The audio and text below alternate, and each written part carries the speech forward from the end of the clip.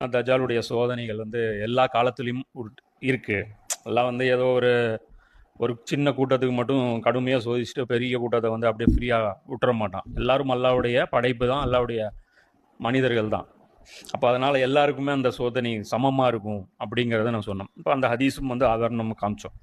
அப்போ இந்த தஜ்ஜாலுடைய ஃபித்ரா நம்ம புரிஞ்சிக்கிறது அப்படிங்கும்போது கொஞ்சம் வந்து அதை அதனுடைய பின்னணி ப்ளஸ்ஸு குரானுடைய அந்த மெயின் தீம் இது எல்லாமே நம்ம புரிஞ்சுக்கணும். வெறும் தஜ்ஜாலை மட்டும் தனித்து வந்து பேச முடியாது. வெறும் தஜ்ஜாலை மட்டும் தனித்து பேசுறதுனா இப்போ அது பார்த்தீங்கன்னா யூடியூப்பில் ஆல்ரெடி நிறைய பேர் அந்த தமிமுத்தாரியோட ஹதீஸை சொல்லுவாங்க. அப்புறம் வந்துட்டு என்னென்ன பண்ணுவாங்கிறது டைரெக்டாக அங்கே சொல்லுவாங்க.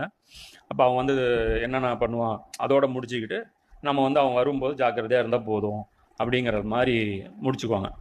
ஆனால் வந்து இது வந்து மிகப்பெரிய சோதனை அப்படின்னு சொல்கிறாங்க. வானம் பூமி படைக்கப்பட்டதிலிருந்து மிகப்பெரிய சோதனைங்கிறாங்க. அப்போ அந்த மிகப்பெரிய சோதனை வந்து இப்போ நமக்கு வந்திருக்கா? முஸ்லீம்கள்ட்ட கேட்டால் என்ன சொல்லுவாங்க? இல்லையே, இப்போ நம்ம தஜ்ஜாலுடைய சோதனையிலே இல்லையம்போ. முதல் பிரச்சனையே என்ன அப்படின்னா தஜ்ஜாலுடைய சோதனையில் நாம் இல்லைன்னு நம்புறது. பிரச்சனையே அங்கே தான் ஆரம்பிக்குது. நீங்கள் தஜ்ஜாலுடைய சோதனைக்குள்ளே என்ட்ரு ஆகிட்டே அதில் என்ன உங்களுக்கு தஜில்னா என்ன அப்படின்னா ஏமாற்றப்படுறது. தஜில் வந்து உங்களுக்கு புரியவே புரியாது. நீங்கள் ஏமாந்து அவன் சோதனையில் இருப்பீங்க, நீங்கள் சோதனையில் இல்லைன்னு நினச்சிக்குவீங்க.